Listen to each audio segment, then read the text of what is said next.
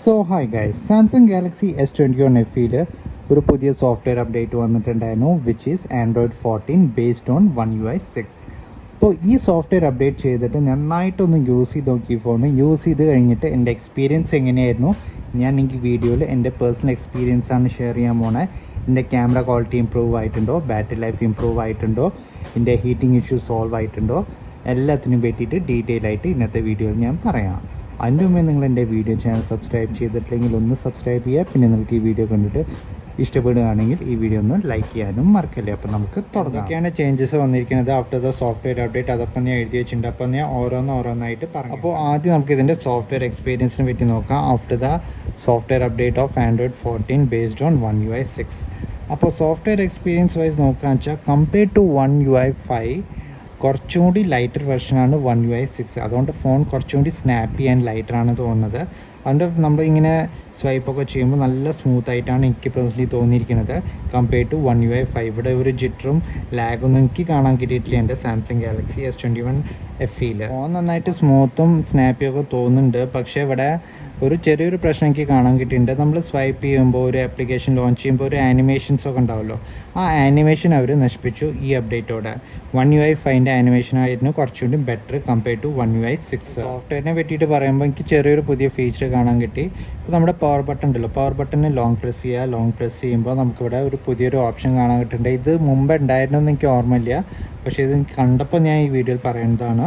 അപ്പോൾ side button സെറ്റിങ്സിലൂടെ click ചെയ്യുമ്പോൾ അവിടെ ഓപ്പൺ ആപ്പ് എന്ന് പറഞ്ഞിട്ടൊരു ഓപ്ഷൻ ഇവിടെ ക്ലിക്ക് ചെയ്യുക. സെറ്റിങ്സിൽ ഇവിടെ ടോർച്ച് ഞാൻ സെലക്ട് ചെയ്ത് കഴിഞ്ഞിട്ട് ഇവിടെ ഇപ്പോൾ ഞാൻ ഈ പവർ ബട്ടൺ ഡബിൾ ടാപ്പ് ചെയ്യുമ്പോൾ ഇവിടെ ടോർച്ച് ഓൺ ആവും. കാണിച്ചു തരാം.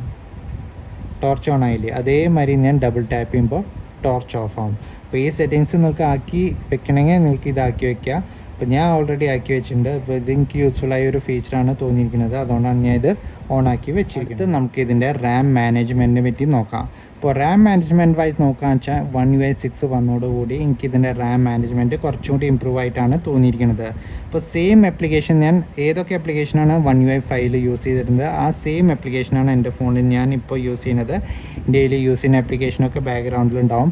അപ്പോൾ One UI 5ൽ ഞാൻ റാം മീൻസ് ബാക്ക്ഗ്രൗണ്ടിൽ ആപ്ലിക്കേഷൻസ് വെക്കുമ്പോൾ അത് മെമ്മറിയിൽ ഇരിക്കില്ല. ഒരു 4-5 ആപ്ലിക്കേഷൻ ഞാൻ വെക്കുമ്പോൾ അതൊരു ആപ്ലിക്കേഷനിലും റാമിന് എടുത്ത് കളയും സാംസങ് ഗാലക്സി S21 FE. പക്ഷേ ആഫ്റ്റർ One UI 6 അപ്ഡേറ്റ് എനിക്ക് തോന്നുന്നത് One UI 6 കുറച്ചുകൂടി ലൈറ്റർ ആയതുകൊണ്ടാണോ എന്തുകൊണ്ടാണ് എനിക്കറിയില്ല.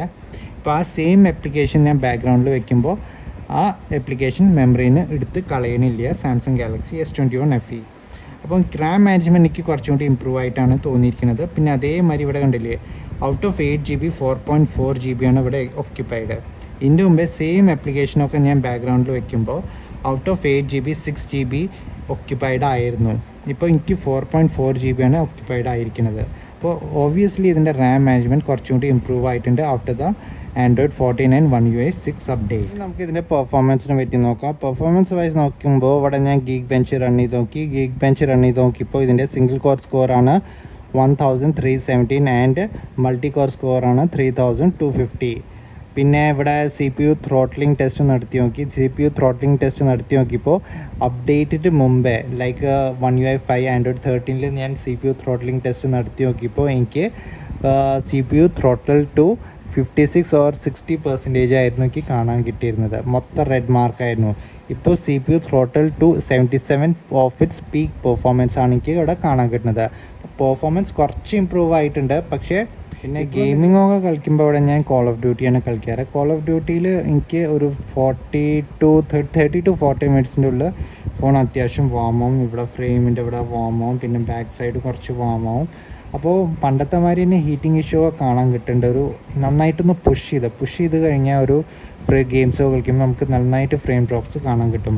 അപ്പോൾ ഓബ്വിയസ്ലി നിങ്ങൾ ഗെയിമിങ്ങിന് വേണ്ടിയിട്ട് ഈ സാംസങ് ഗാലക്സി S21 FE മേടിക്കാൻ ഉദ്ദേശിക്കുകയാണെങ്കിൽ ഈ ഫോൺ നിങ്ങൾക്ക് സ്കിപ്പ് ചെയ്യുക. ഗെയിമിങ്ങിന് പറ്റിയൊരു ഫോണല്ല. സ്നാപ്ഡ്രാഗൺ വേരിയൻ്റ് ആയിക്കോട്ടെ അല്ലെങ്കിൽ എക്സിനോസ് വേരിയൻ്റ് ആയിക്കോട്ടെ, ഗെയിമിങ്ങിന് പറ്റിയൊരു ഫോണല്ല അത്. അപ്പോൾ ഈ ഫോൺ നിങ്ങൾ മേടിക്കുകയാണെന്ന് വെച്ചാൽ one of the best camera ഫോണാണിത്. Under the price range of 32,000 or 30,000.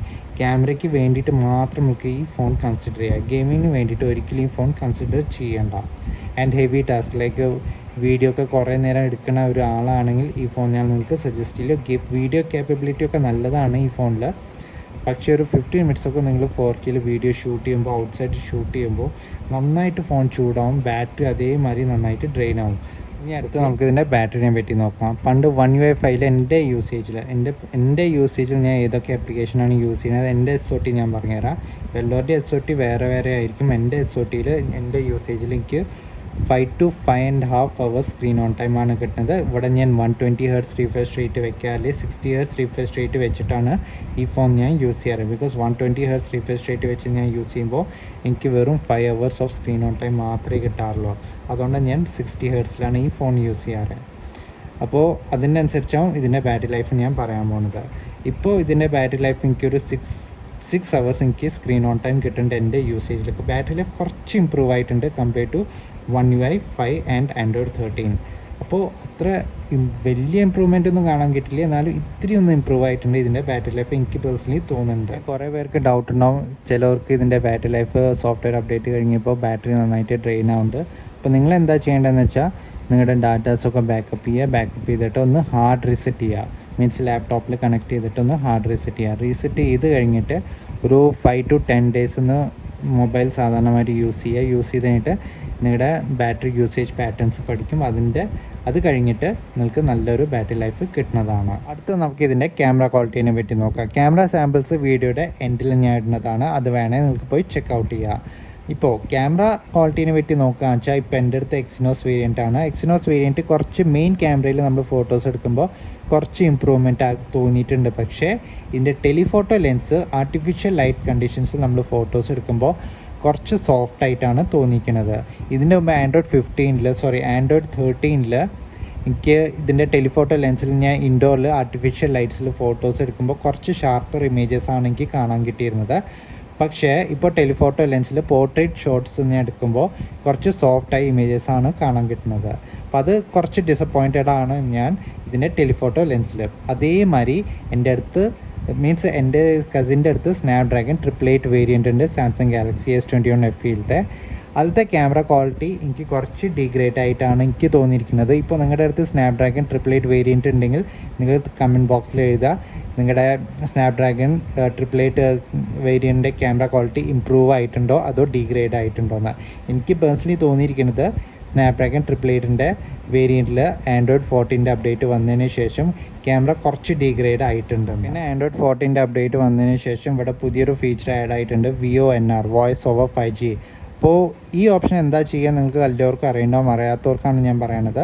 നമ്മൾ 5G നെറ്റ്വർക്കിലുള്ളപ്പോൾ നമ്മൾ 5Gയിൽ ആരുടെയെങ്കിലും കോൾ നമുക്ക് വരികയാണെന്ന് വെച്ചാൽ, അല്ലെങ്കിൽ നമ്മൾ ആരുടെയെങ്കിലും കോൾ വിളിക്കുകയാണെന്ന് വെച്ചാൽ അത് ഓട്ടോമാറ്റിക്കലി 4Gയിൽ സ്വിച്ച് ആവും. അപ്പോൾ ഈ ഓപ്ഷൻ ഓണാക്കി വെച്ചിട്ടുണ്ടെങ്കിൽ എന്താ ഉണ്ടാവുക, നമ്മൾ 5G നെറ്റ്വർക്കിലുള്ളപ്പോൾ നമ്മൾ ആരെങ്കിലും കോൾ ചെയ്യുമ്പോൾ 5G നെറ്റ്വർക്കിന് ഓട്ടോമാറ്റിക്കലി 4Gയിൽ സ്വിച്ച് ആവില്ല, 5G നെറ്റ്വർക്കിൽ തന്നെ ഇരിക്കും.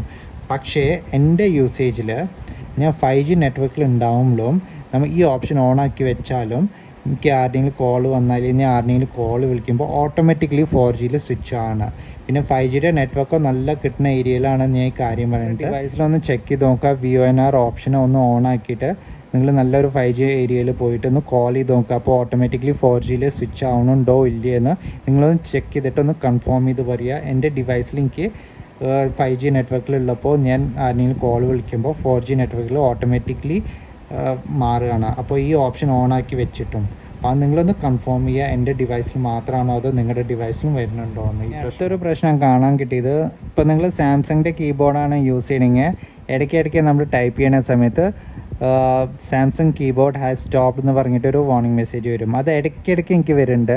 അത് നിങ്ങളുടെ ഫോണിലും ഈ പ്രശ്നം വരുന്നുണ്ടോ ഇല്ലയെന്നൊന്ന് പറയുക. ഫൈനലായിട്ട് എനിക്കൊരു കാര്യം പറയാനുള്ളത്, നിങ്ങളുടെ ഫോണിൽ സോഫ്റ്റ്വെയർ അപ്ഡേറ്റ് ചെയ്തതിന് ശേഷം നന്നായിട്ട് ലാഗിങ് ഇഷ്യൂ അല്ലെങ്കിൽ ബാറ്ററി ഡ്രെയിനിങ് നന്നായിട്ട് കാണാൻ കിട്ടുന്നുണ്ട്, അല്ലെങ്കിൽ നെറ്റ്വർക്ക് ഇഷ്യൂ അല്ലെങ്കിൽ ഹീറ്റിംഗ് ഇഷ്യൂ ഒക്കെ നന്നായിട്ട് കാണാൻ കിട്ടുകയെന്ന് വെച്ചാൽ എന്താ നിങ്ങൾ ചെയ്യേണ്ടതെന്ന് വെച്ചാൽ നിങ്ങൾ എല്ലാ ഡാറ്റാസും ഒന്ന് ബാക്കപ്പ് ചെയ്യുക നിങ്ങളുടെ ഫോണിൽ. പിന്നെ ഒന്ന് ഹാർഡ് റീസെറ്റ് ചെയ്യുക ഫോണ്.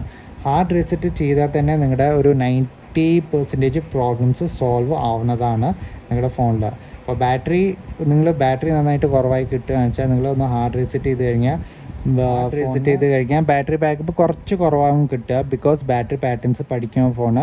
ഇപ്പോൾ ഒരാഴ്ച 2 ആഴ്ച ഒന്ന് വെയിറ്റ് ചെയ്യുക, ഒന്ന് നന്നായിട്ട് യൂസ് ചെയ്ത് കഴിഞ്ഞാൽ നിങ്ങളുടെ ബാറ്ററി പാറ്റേൺസ് പഠിച്ചു കഴിഞ്ഞിട്ട് നിങ്ങൾക്ക് നല്ല ബാറ്ററി ബാക്കപ്പ് തരുന്നതാണ്.